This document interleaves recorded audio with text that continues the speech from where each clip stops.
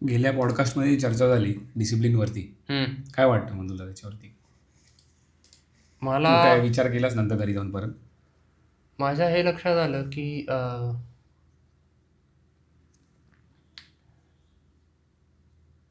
आपल्या समोरच्या ज्या अडचणी आहेत हम्म. त्या येणारच आहेत, त्यांचा बाऊ करण्यात काय अर्थ नाही. म्हणजे आपण शिस्त लावायचा प्रयत्न करत राहतो आणि जेव्हा म्हणतो की पण हे होत नाही यार, असं आहे यार माझ्या पुढे, हा प्रॉब्लेम आहे, अं, हे जेव्हा आपण करतो ना, ते करत राहण्यात अर्थ नाही. ते केलं तर आपण त्याला महत्त्व देतो आणि त्याला महत्त्व दिल्यामुळे मग आपल्याला शिस्त लागत नाही. बरोबर. ते आपण त्याच्याकडे जास्त लक्ष देतो की अरे यार, आणि मग आपण कारण देत राहतो स्वतःलाच की अरे ही गोष्ट आहे ना, मला उठता का नाही कारण मी लेट झोपलो. अरे हा, मला इतका झोपला आणि मी फोन बघत होतो. मग असं मग ते आणि मग आपण त्या प्रत्येक अडथळ्यावर कुढत राहतो की बघ ना यार, मी असा करतो यार. पण मग अं, जसं ते आता जेम्स क्लिअरचं होतं की प्रोफाईल स्वतःची तयार करा, की मी असाच माणूस आहे. काकाने काय सांगितलं होतं, कोणतं उदाहरण होतं की नाही ते लवकर उठण्याचं होतं का? की लवकर उठ म्हणजे मी लवकर नाही उठणारा असेल. मला नावं लक्षात राहत नाहीत. हां, बरोबर. मला लावा लक्षात. मला नावं लक्षात राहत नाही. जर आपण नेहमी असंच म्हणत राहिलो की अरे ना मला ना नावं लक्षात राहत नाही, आणि मी खरं तर हे म्हणतो कारण हे काही काही गोष्टीत होतं माझ्या बाबतीत हां. की अरे हा कोण आहे, मग मी अरे मित्रा. पण म्हणजे पण तेच आहे की त्याच्यावरती उपाय मी काय केलं की समज मी लिहून ठेवलं ना त्याचं नाव, मोबाईलमध्ये सेव्ह वगैरे केलं कुठेतरी, किंवा 2-3 वेळा त्याला हाक मारली अरे, तर मग ते फिट होतं. किंवा त्याचा विचार केला थोडा. हां, म्हणजे किंवा मला त्याच्यात काय म्हणतात सोल्युशन हवं असेल ना, तर तुला ते मिळतं. मिळणार. हां, तुला त्याचं ते आपला सगळा आविर्भाव त्या दृष्टीने बदलायला हवा की माझ्यासमोर अडचणी किती आहेत, म्हणजे निमित्त मी देत बसण्यापेक्षा, निमित्तांवर भर देण्यापेक्षा मी ते काहीतरी एक वाटेत आहे, मी बाजूला करेन आणि पुढे जाईन, असा आविर्भाव ठेवून पुढे जायला. आणि ते वाटेत येणारे माहितीच आहे, त्यात काय इतकं काय मोठंसं. म्हणजे आपण कुठे बाहेर पडायचं ठरवलं, आपल्या गप्पा होता त्यावर की यार कुठे बाहेर जायचं झालं की डोक्याला वैताग सगळं बाहेर दिसतं काय काय इतक्या गोष्टी, आणि वाटतं की काय यार शी. आणि मला बऱ्याचदा जाणवलं की आपण दोघं बोलत असताना आपल्याला ते पटतं एकमेकांना की हा यार बाहेर वैताग आहे. पण जेव्हा नेहमी बाहेर फिरणारे असतात किंवा काही एरवी सुद्धा त्यांच्याशी बोलताना जर म्हटलं बाहेर वैताग आहे असं म्हटलं ना, असे बघतात म्हणजे तुला, तू म्हणून बाहेर जाणार नाहीस असं, म्हणजे फिरणार नाहीस तू. आणि मग तेव्हा जाणवतं की अच्छा आपल्याला, म्हणजे ते पुसटसं जाणवतं की आपण याला त्याच्या गरजेपेक्षा जास्त महत्त्व देतोय का, की बाहेर जगात फालतूपणा बराच आहे म्हणून आपण जगाकडे बघणं बंद करायचं का? जग बघणं, जग फिरणं, त्याकडे लक्ष न देणं. तू आता जो एक बाहेर असं जो मुद्दा म्हणलास ना, हा की बाहेर फालतूपणा आहे किंवा काय, कालच डिस्कशन चालू होतं माझं. तर मग विचार आला की अरे यार, म्हणजे मला सांगितलं की जेव्हा आपण ब्रिजवरती उभे असतो आणि खाली बघतो, तर आपल्याला असं वाटतं केऑस चालू आहे, कोण कुठे जाते. समज स्टेशनला उभा राहशील ब्रिजवरती आणि खाली बघशील रेल्वे स्टेशनला, तर ते लोक इकडून तिकडे काय करतायत, पण आपल्याला वाटतं काय किती गर्दी आहे किंवा पण ते आपटत नसतात एकमेकांवर. त्यांचं फोकस्ड आहे, म्हणजे ते त्यांच्या लाईफमध्ये कुठेतरी फोकस्ड, सगळेजण जात राहणार. ते त्यांच्या वाटेवरती आहेत. आपल्याला बाहेरून बघताना ॲज अ त्रयस्थ आपल्याला वाटत असते की काहीतरी केऑस चालू आहे या जागेत. फॉरेनर वगैरे आले की घाबरतात बघ ते भारतात, त्यांना वाटतं अरे हे काय किती गर्दी आहे. किंवा मला फक्त ते फॉरेनर पुरतं असंही वाटत नाही. तर आपल्या गावातला माणूस शहरात आला किंवा अगदी आपण शहरातनं दुसऱ्या गावात गेलो, कारण तिथला केऑस, तिथला गोंधळ वेगळा असेल ना. किंवा अरे नाही, आता जर मी मुंबईतून राजस्थानला वगैरे गेलो ना कधी फिरायला, तर मला वाटतं अरे हे किती स्लो आहे. ते खरंय. ते मला मुंबईतनं कुठेही आपण बाहेर पडलो की जाणवतं. काय इथे 11 वाजता दुकान. मी सुरतला होतो आणि तिकडनं ट्रेन पकडायला म्हणून रिक्षा पकडली होती आणि म्हटलं सगळं भकास दिसतंय, कारण बंद काय, रविवारची वेळ, 10 वाजलेत, अजून एकही दुकान उघडं का नाही. आणि ह्याने मला ते असं वाटत यार काय हे, असं कसं, हे बरोबर नाही, बाजार अजून चालू का नाही झालेला. कारण आपल्याला सवय आहे, कारण आपल्याला एकदम पटापट सगळं पूर्ण वेळ चालू राहायची सवय आहे. तो भाग वेगळा. मुद्दा हा की आपल्याला वाटतं हे जग काय म्हणतात, जग सोड, जग जास्त झालं, पण आपल्याला वाटतं की आपल्या पुढ्यातल्या ज्या अडचणी आहेत किंवा आपण जी कारणं देतोय ती खरी कारणं असतीलही किंवा नसतीलही, पण त्यांना जितकं आपण जास्त महत्त्व देऊ तितकी ती आणखीन आणखीन खरी ठरत जातील आपल्यासाठी, की हो हेच माझं कारण आहे आणि जोवर हे आहे तोवर मी सुधारू शकत नाही किंवा मी बदलू शकत नाही, मी शिकू शकत नाही, आणि ते राहणारच आहे कारण कायम. मग आपण कधीच शिकायचं नाही, आपण कधीच सुधारायचं नाही. असं करून कसं चालेल? बरोबर. मग त्यातून मला वाटतं आपण भरकटत जातो नको त्या ठिकाणी, की म्हणजे इथे आलो तर इथे अडचण आहे, इथे आलो तर इथे अडचण आहे. तुला माहिती आहे तुला काय करायचंय, पण ते तुला त्याच्या मागे काहीतरी तू कारण काढतोय, का करत नाहीये. मग आपण मग तू दुसरीकडे काहीतरी करायला जातो. मग नेटवर आपण बघणार how to be happy, how to be successful, आणि मग त्याच्यात जे काय सांगितलेलं असेल तुम्ही काय करा, काही करा, आणि मग ते करायला त्या वाटेने जातो. फक्त नेटवर आपल्याला सल्ला मिळालाय किंवा मला वाटत नाही मी स्वतः असं नाही, किंवा फोमो पण होतो ना आता, जसं आपण म्हणत होतो इंस्टाग्राममुळे, किंवा आपल्याला वाटतं अरे यार लोक दुनिया फिरते, मी पण फिरायला जायला पाहिजे, मला तेव्हा मजा येईल जेव्हा मी फिरायला जाईन, कारण मी घरी बसून मी कंटाळलोय, बरोबर असं वाटतं. पण जेव्हा तू जातोस तुला मजा पण येते, पण तू परत आल्यावरती परत तुला वाटतं अरे परत बॅक टू बोरिंग लाईफ. ते राल्फ वॉल्डो इमर्सन सारखं की ट्रॅव्हलिंग इज फूल्स पॅराडाईज, ते आपण तेव्हा म्हटलं होतं. परत त्याची पुनरावृत्ती नको, अगदी इंस्टाग्रामची जर नको, पण मुद्दा हा होता की चल आपल्याला आता कळलंय, त्यामुळे आपण तेवढ्या उथळ पातळीवर जरी करत नसलो की अच्छा लोक चांगल्या ठिकाणी जाऊन एक सेल्फी काढतायत, मी पण काढणार, हे आपल्या डोक्यात येत नाही. पण आपल्या मनात वेगळ्या प्रकारचं येतच असणार, कारण आपल्या डोक्यात कुठल्या ना कुठल्या प्रकारचा साचा तयार झालेलाच असतो, किंवा साचा तयार होण्यापेक्षा कुठला ना कुठला साचा आपण जगाचा ओळखलेला असतो, जो आपल्याला वाटत असतं की या साच्यात आपण स्वतःला बसवलं तर आपणही यशस्वी होऊ, आपणही सुखी होऊ, किंवा माझ्याकडे घर माझं पाहिजे, माझी गाडी पाहिजे, पोरं पाहिजे, हे पाहिजे, ते पाहिजे. पण आणि असावं ते सगळं, पण मुळात ते का असावं, आपल्याला ते का हवंय, आपल्याला काय हवंय का, आणि बरोबर का आपल्याला ते का हवंय, कारण मला त्यातून मिळणार काय का पाहिजे. म्हणजे मी ही गोष्ट, प्रत्येक गोष्टी की मी का करतोय, ते कारण स्वतःला कळायला हवं. जे काल म्हणाले की पॉडकास्टमध्ये, की मग किंमत कोणती मोजणार तुम्ही, एखादी गोष्ट करताय तर तुम्ही का करताय, आणि मग तिला किती किंमत मोजायला तयार आहात, तो प्रश्न येतो.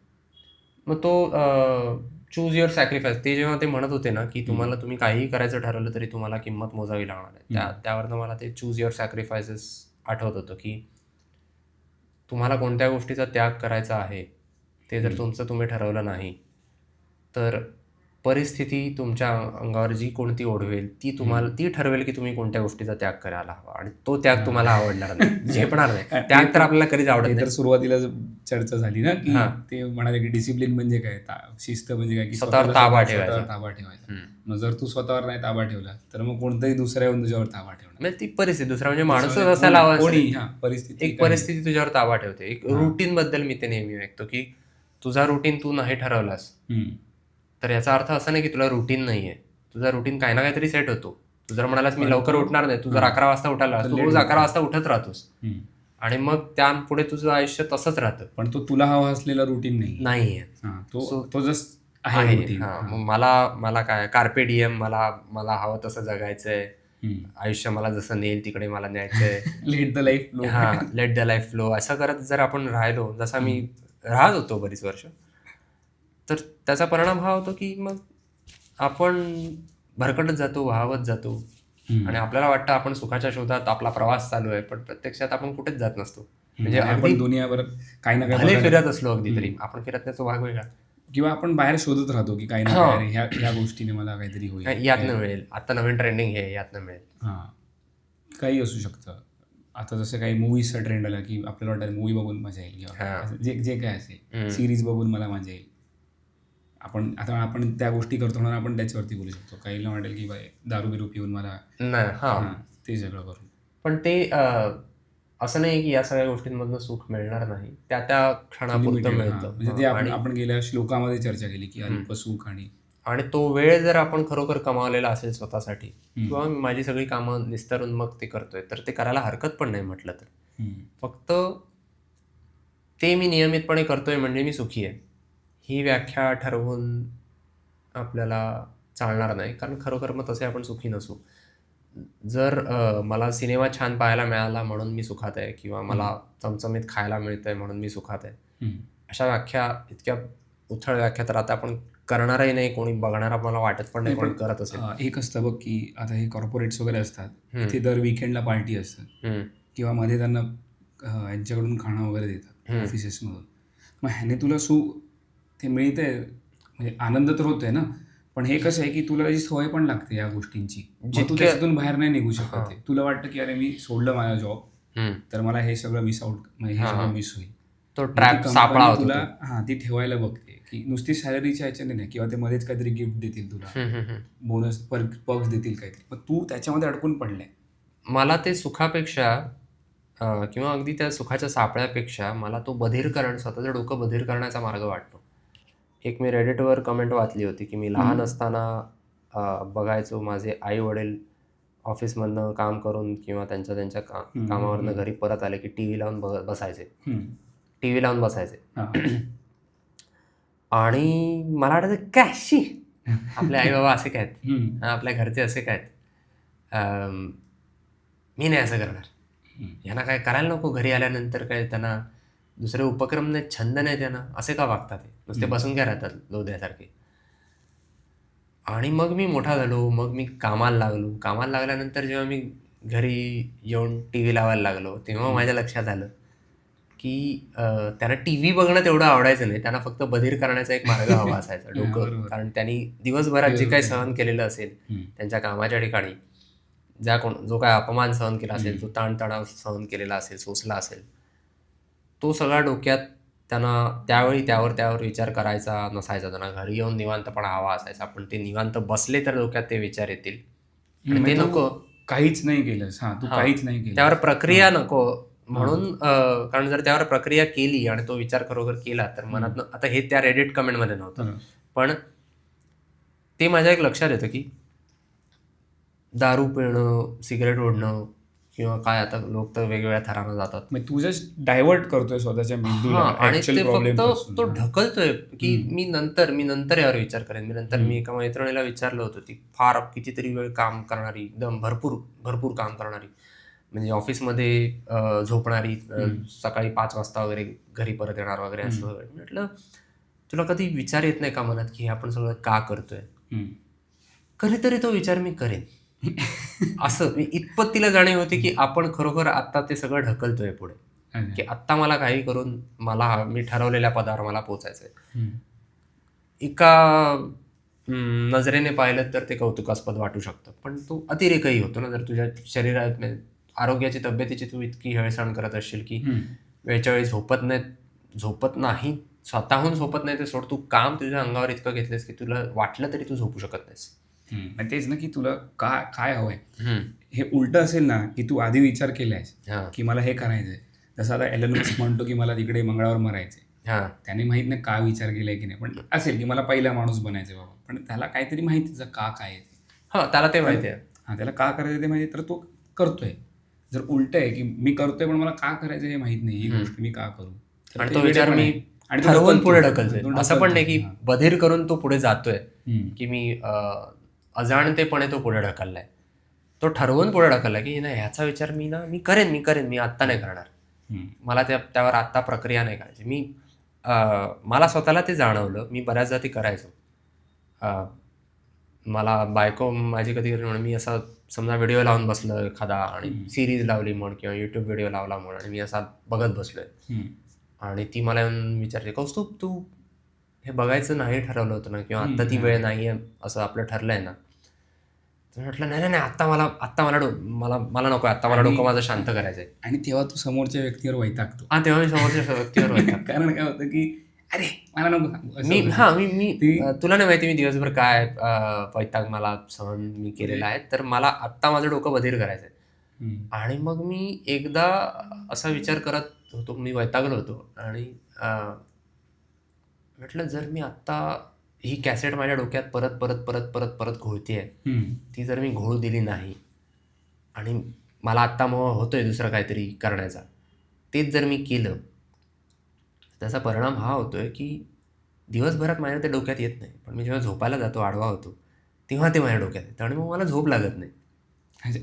त्यापेक्षा मी दिवसभरात जो काही मला मोकळा वेळ मी स्वतःला देतोय, ज्यात मी कुठली तरी सिरीज बघेन किंवा काहीतरी वेगळं काम करेन ज्याने माझं डोकं बधीर होईल, ते करण्यापेक्षा मी यावर आत्ताच काय तो विचार करून घेतो, येऊ दे माझ्या मनात, तो सगळं पुन्हा पुन्हा ती कॅसेट प्ले होऊ दे. त्याचा फायदा हा आहे की मला मी तेवढे रिटेक घेतल्याने, इटरेशन्स केल्याने, आपण यावर चर्चा केली होती की मला कळेल की बाबा मला पुढच्या वेळी कसं वागायचंय, असाच प्रसंग माझ्यावर पुन्हा ओढावला होता किंवा असंच काहीतरी झालं तर.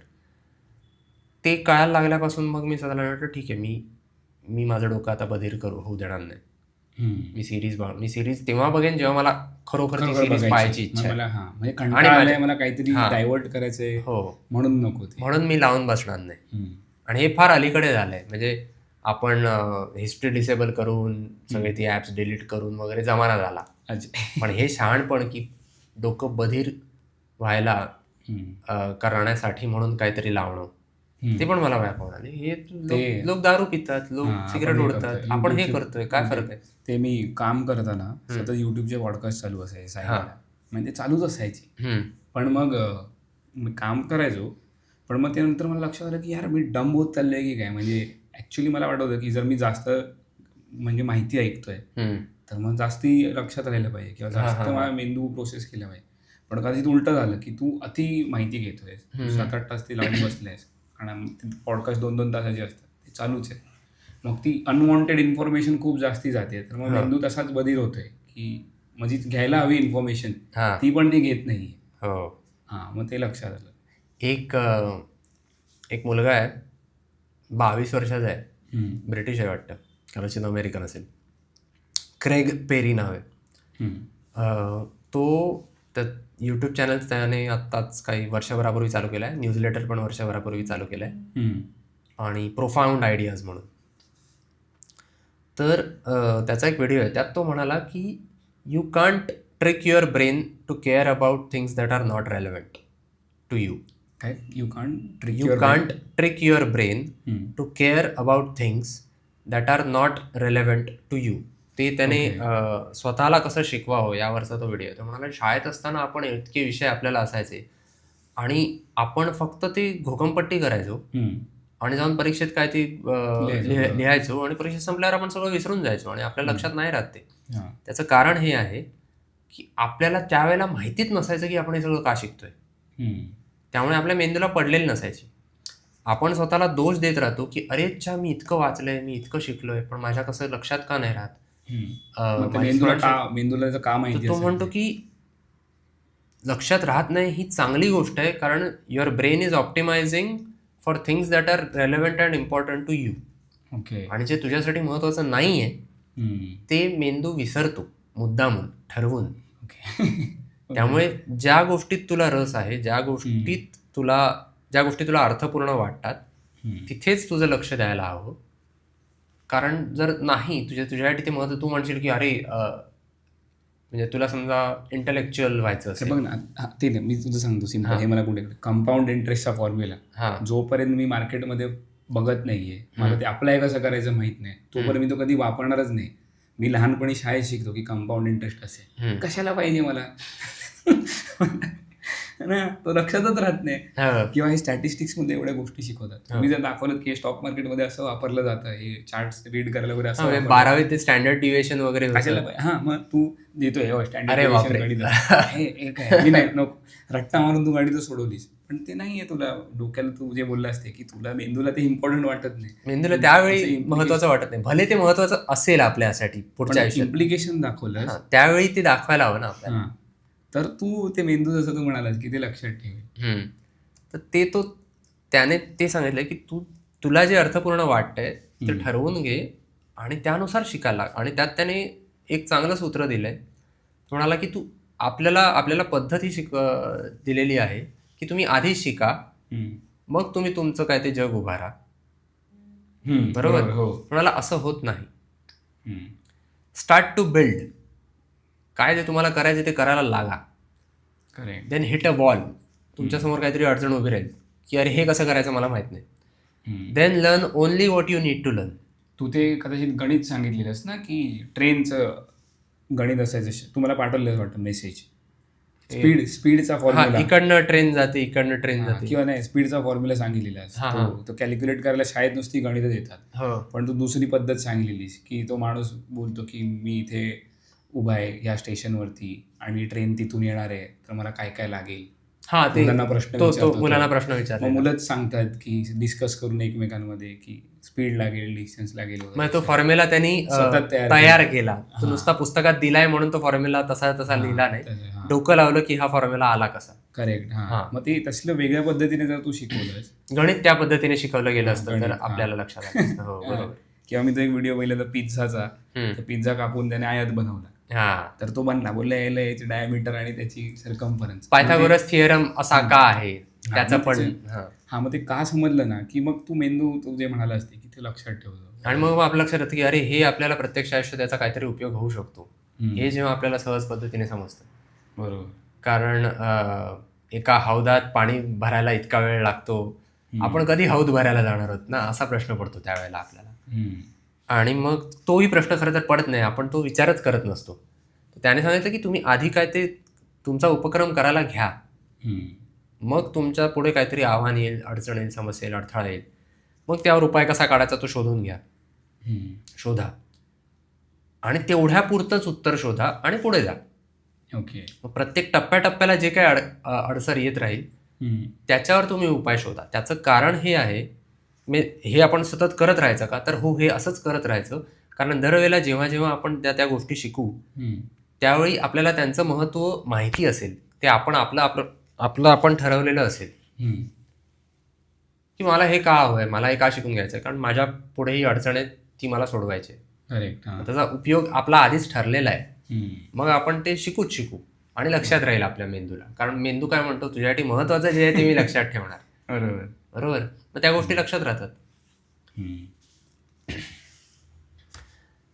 मनाच्या श्लोकातला 41वा श्लोक हा त्याला रिलेव्हंट होतो का आपण जी चर्चा करतोय? मला तरी वाटतंय खूप आहे. बहु हिंडता सौख्य होणार नाही, शिणावे परी ना तुडे हित काही, विचारे बरे अंतरी बोध विजे, मना सज्जना राघवी वस्ती कीजे.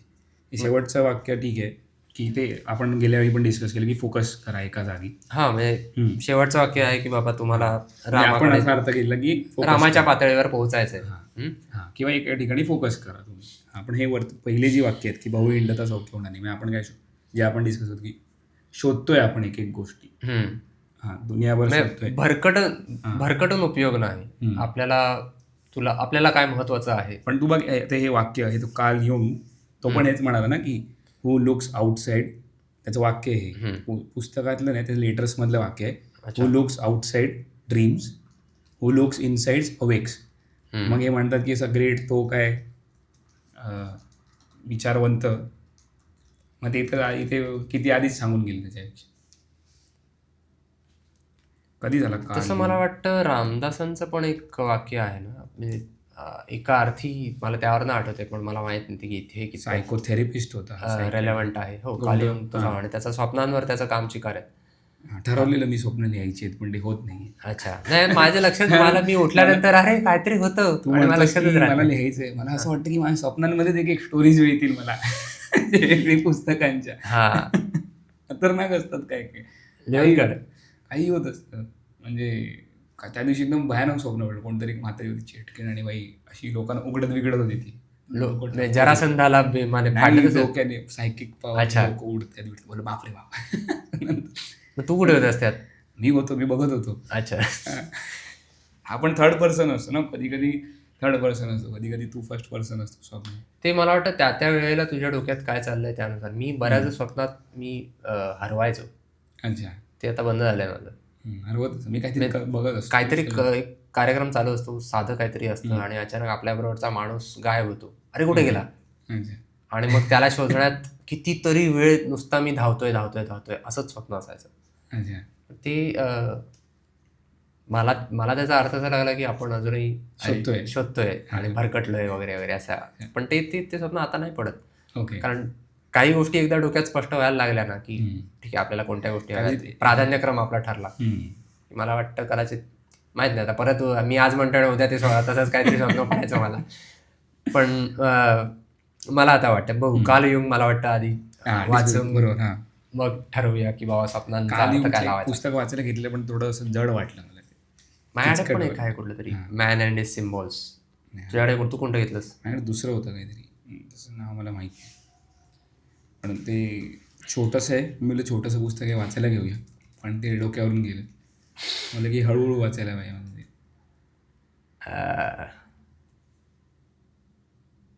पण हा जे वाक्य आहे किंवा हे काय लिहिले द अनडिस्कवर्ड सेल्फ. नाही माझ्याकडे वेगळंच आहे, सांगेन मी तुला नंतर. बरं. हां, तर बहुहिंडता सौख्य होणार नाही. ठीक आहे. आपण कितीही भरकडलो, कितीही हिंडलो, बाहेर शोध घेत राहिलो. ह्याचे दोन अर्थ की तू फिरतोयस म्हणजे ऍक्च्युली तुला वाटतं की मी फिरून मजा येईल, तू सतत ट्रिप्स मारतोय. तर ते अक्षरशः अर्थ घेतला म्हणजे अक्षरशः अर्थ तर तुझे पैसे गेले. हां. दुःखी होशील, कधी समाधान होणार नाही. अरे पैसे आता मला परत मिळवायला किती वेळ काम करावं लागेल. काही लोक आहेत माझ्या ओळखीत जे म्हणजे वर्षाला फॉरेन ट्रिप मारतायत किंवा काहीतरी करतायत. मला खरंच प्रश्न पडतो की जर तुम्ही आता पैसे नाही वाचवले तुम्ही कधी वाचवणार.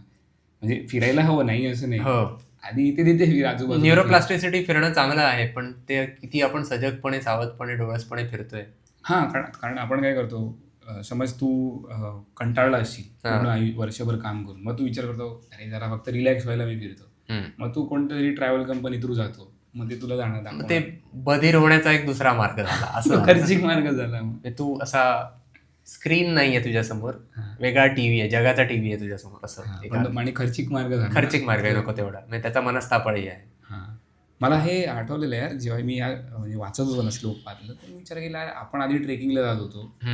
म्हणजे कधी 2010 मध्ये 12 मध्ये 13 मध्ये त्या दरम्यान 16-17 पर्यंत बऱ्यापैकी ऍक्टिव्ह होतो. तोपर्यंत ना गुगल वगैरे एवढं वापरत नव्हतं, होतं की नाही ते, पण वेगळे फोन होते ते तेव्हाचे. मॅप्स तितके नाही वापरायचं. मग लोकांना विचारायचं इथे काय आहे, पुढे काय आहे, एसटी कसं जाणार आहे ते, मग त्याच्यामध्ये इंटरॅक्शन वाढायचे, मग लोकांशी बोलायचो. मग मेंदू तिकडे काहीतरी कार्य करतोय. तेव्हा शॉर्ट्स आणि रील्स हा प्रकारही आलेला नव्हता. त्यामुळे वाटेतले लोक बसून असायचे, मग त्यांच्याशी गप्पा मारत फोनमध्ये नसायचे. कोणीच फोनमध्ये नसायचं तेव्हा. काहीतरी म्हणजे कसली पण फालतू गडबड असेल किंवा काही असेल, पण तुला काय म्हणतो कनेक्शन वाढायचं लोकांबरोबर आणि मजा यायची त्यामुळे फिरायला. नंतर आणि गर्दी पण कमी असायची. मुख्य जी गोष्ट आपल्याला आवडत नाही की अरे यार गेलो आणि कटकट ती सगळी दुनिया आहे तिथे, तर ते आता होत नाही. आपल्याला आठवतं, मला वाटतं तांदूळवाडीच्या ट्रेकवरनं खाली परत येत असताना ती मुलगी उपर क्या आहे, हा कोण प्रश्न विचारतो ट्रेकला आलेला असताना, उपर क्या आहे काय. पण म्हणजे हेच की तुला माहिती नाही तू का आलेस, जस्ट आलेस. सगळे झाले. एक ट्रेकला जाण्याचा मूळ आनंद तिथे त्या सगळ्या वातावरणात छान पैकी चालायला मजा येते. कधी एकदा वर पोचतोय हे जर डोक्यात ठेवलं तर वैतागणार माणूस. गावातला एक माणूस असेल तर त्याला ट्रेक वगैरे काय वाटणार नाही, कारण त्याचं ते रोजच आहे. आपण शहरात राहतो म्हणून आपल्याला वाटतं की आपण झाडाझुडपातून जातोय, मजा वेगळं काहीतरी. ते मुख्य आहे की त्या चालण्याचा आनंद घेण्यासाठी आपण जातो तिकडे. कधी एकदा वर पोचतोय मी, करेक्ट, हे जर डोक्यात राहिलं तर मग माणूस आधीच दमलेला आहे, आधीच हरलेला आहे. मग जाऊ नये खरं तर अशा लोकांना ट्रेकला. नाही, आपल्याला ज्यांना खरोखर मजा येते त्यांच्यासाठी सोडावेत ते डोंगर. पण थोडक्यात तुला माहिती असायला हवं की कुठे जरी हिंडायला निघालो खरोखर, तो याच्यासारखा नाही होता का. मग तो रॅल्फ वॉल्डो इमर्सन म्हणाला तसं की travelling is a fools paradise. त्यावर आपण मागे एका श्लोकात चर्चा केली आहे की तुला वाटतं की बाहेर तुला सुख मिळेल, बाहेर तुला मजा येईल. मी एक युट्यूब हे जे बघत होतो ना, ते एक माणूस, त्याचं नाव सांगतो तुला, त्याचा व्हिडिओ बघितला, डेव्हिड बोलँड. हा, त्याचं युट्यूब चॅनल आहे. त्यांनी एक व्हिडिओ टाकला त्याच्यावरती की मी फिरलो आणि डिप्रेस झालो. कारण म्हणाला की मी आधी डिप्रेस होतो, मला वाटलं की मी बाहेर फिरेन, जगभर फिरेन, मला मजा येईल. कुठे एशियन कंट्रीज गेला, तो इथे ते फिरत राहिला. तो वेगवेगळ्या देशात तो फिरत होता. सुरुवातीला कॉलेजमध्ये होता, त्या तो बाहेर जायचा आणि परत कॉलेज सुरू झालं की त्याला घरी जावं लागायचं. तो घरी झाल्यावर त्याला वाटायची आलो यार घरी, म्हणजे त्याच्या कुठे त्या शहरामध्ये. मग ते नंतर तो बोलला की कॉलेज संपल्यावरती तो परत बाहेर गेला, तो फिरला आणि नंतर त्याला वाटलं की मला बरं वाटेल, म्हणजे आनंदी होईल मी बाहेर गेल्यावरती. अच्छा. पण मग परत घरी गेल्यावर तो अजून डिप्रेस झाला. म्हातारा नाही येतो, 31 वर्षाचाच जरा वाटतोय आहे. तो. दिसतोय पण हो. फारच त्याचे ओके ठीक आहे, तरुण आहे थोडा, जरा त्याचे कुठला फोटो कसा बघतोय त्याच्यावर आहे. त्याने ते फीचर्स हायलाईट स्कोप त्याने वाढवलेत एडिटिंग करून. पण त्याने ते सांगितलं की जर तुम्ही आधीच असमाधानी असाल तर तुम्हाला फिरून मजा येणार नाही. तुम्ही मग हे तेच आहे ना की तू आधी स्वतःवरती काम कर.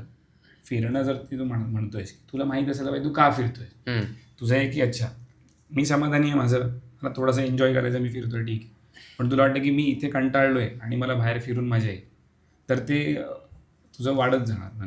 मला नेहमी वाटायचं की मी जर कुठे बाहेर फिरून आलो ना, तर रोजची मला कामाची सवय जी लागलेली असते त्यात माझं इंजिन गरम झालेलं असतं. जे डिसिप्लिन जे आपलं शिस्त की तू टाइम, माझा दिनक्रम ठरलेला असतो. त्यात मध्येच मी जाऊन आलो जरा, तर माझं इंजिन थंड पडतं. मग मला इंजिन गरम करायला परत परत परत जास्त जोरात मेहनत करावी लागते. मग ते पहिले जे 2 दिवस असतात फिरून आल्यानंतर नाही करायचं यार का हे वाटतं. ते मुळात वाटायला नको की मला जर असं काम निवडता आलं की मी फिरून आल्यावर आता मी कधी एकदा कामाला लागतोय, बरोबर, हे वाटायला की फिरून मजा आली पण आता मला काम करायचं. किंवा तू फिरताना तुला मग तुझा रुटीन मेंटेन करता येतोय का?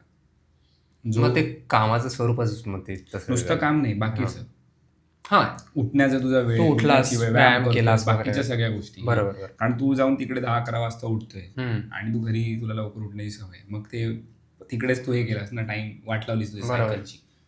एक आपण फिरताना कधी कधी असं ती वाटतं एखाद्या ठिकाणी जाऊन की अरे मी इथे रिटायर होईन. काही ठिकाणी वाटलंय. मला नैनितालला वाटलं होतं, दहावीत गेलं नैनितालला, म्हटलं इथे मी रिटायर होणार, मस्त आहे. पण आपल्याला काय वाटतं ते दुरून डोंगर साजरे तसं तू तिकडे गेल्यावर तुला इथे यायला काही नाही, थिएटर नाही, पण ते आता रिटायर होण्याच्या वेळात संतच आयुष्य हवं असेल म्हणा आपल्याला. आपण ते मागच्या वेळी नव्याची नवलाई की तुला थोड्या वेळासाठी मस्त वाटते, सही आहे प्लेस. नंतर मग तुला तिकडचे नेहमीच रुटीन वाटल्यावरती तू तिथे पण कंटाळ. ते खरं आहे.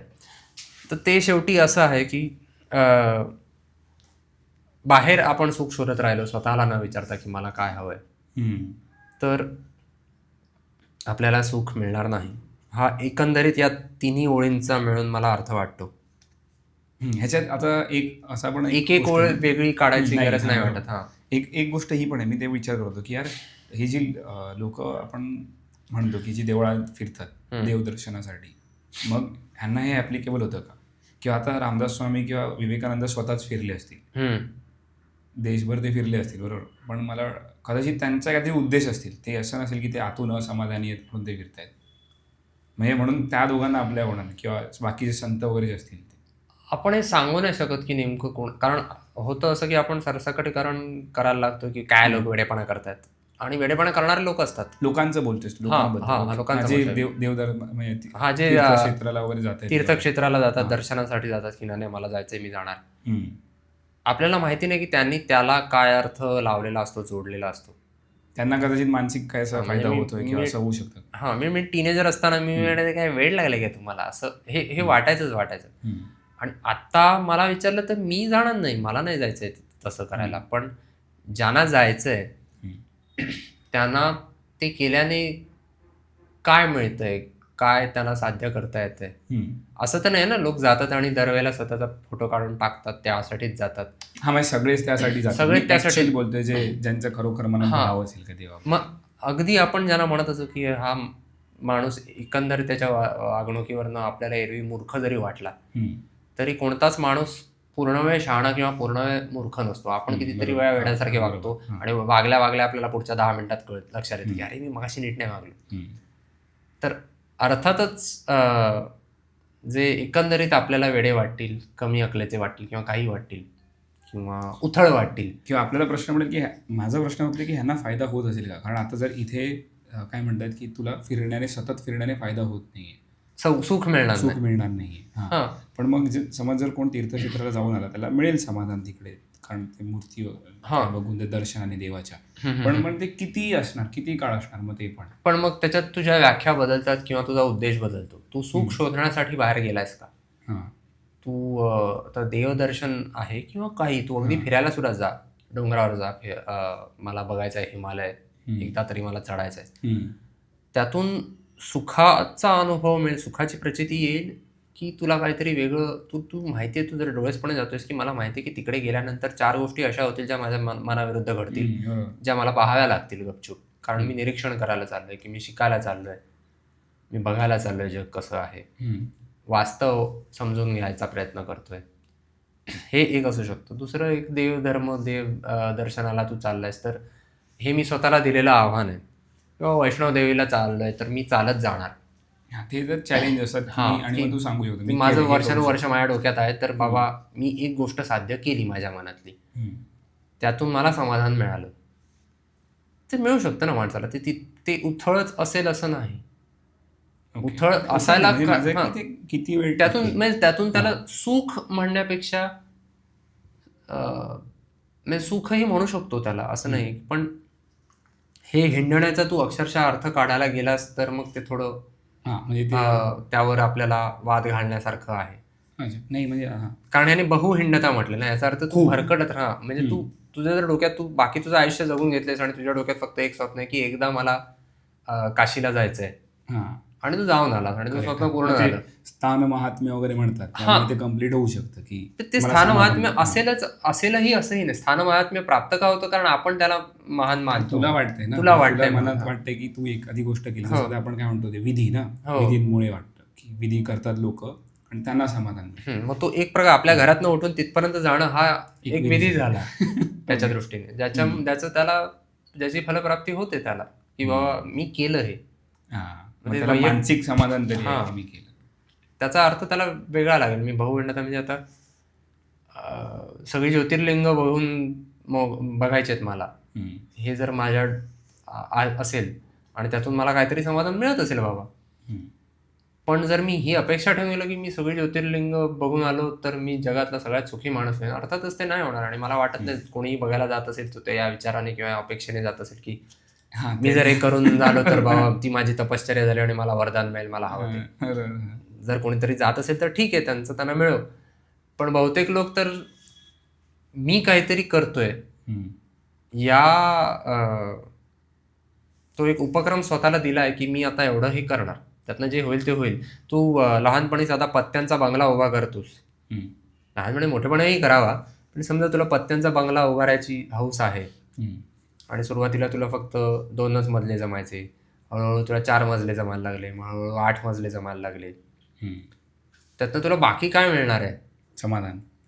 बस मी तेच नव्हे, तुम्ही बंगला उभारू शकलो तर ते शेवटी तू ठरवशील त्यावर आहे.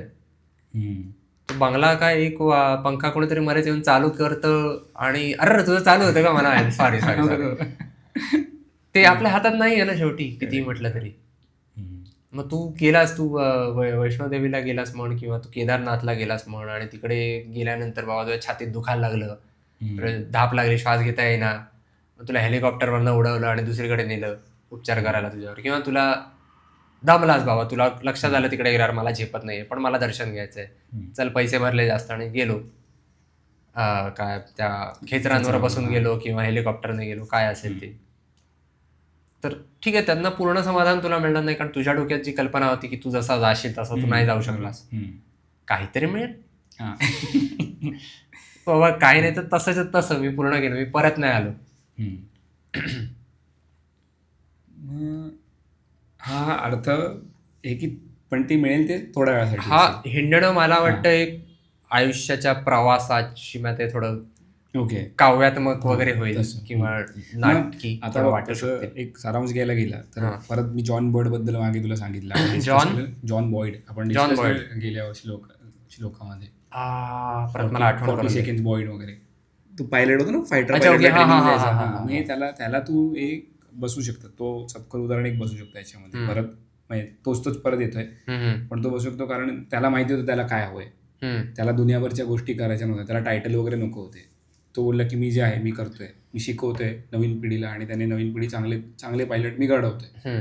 मग तो समाधानी होता. तो तिथे समाधानी होता, त्याला तो शोधत बसला नाही इकडे तिकडे. थोडक्यात आपल्याला आयुष्यभर जे करायचंय आपल्याला अर्थपूर्ण वाटतं. आयुष्यभर पण असायला मला एक ते काम सिद्धीच नाही पर्यंत तुला वेगवेगळं असं होऊ शकतं ना की लहानपणी आपल्याला पायलट बनायचं होतं, हा. नंतर आपल्याला कळत गेलं आपली लायकी पायलट प्रकल्प एक अर्थी मग तुझे गोल वेगवेगळे होतात, किंवा जरी तुझी लायकी असेल तरी तुझं इच्छा मरू शकते. हां, म्हणजे तुझे वेगवेगळं काहीतरी विचार बदलतात तुझे. तर आयुष्यभर तू एकच गोष्ट नाही करणार, पण जी काय करतोयस ते त्याच्यात तू समाधानी असला पाहिजे. ते डोळसपणे करायला हवं.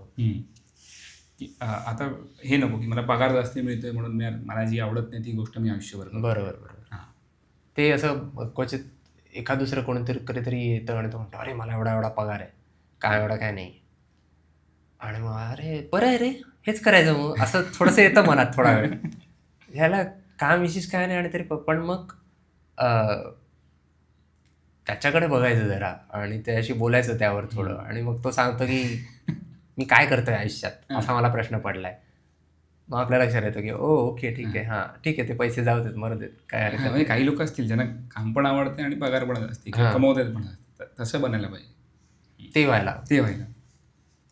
सही. मग इथेच चांगली आली चर्चा. सांगतो. हां.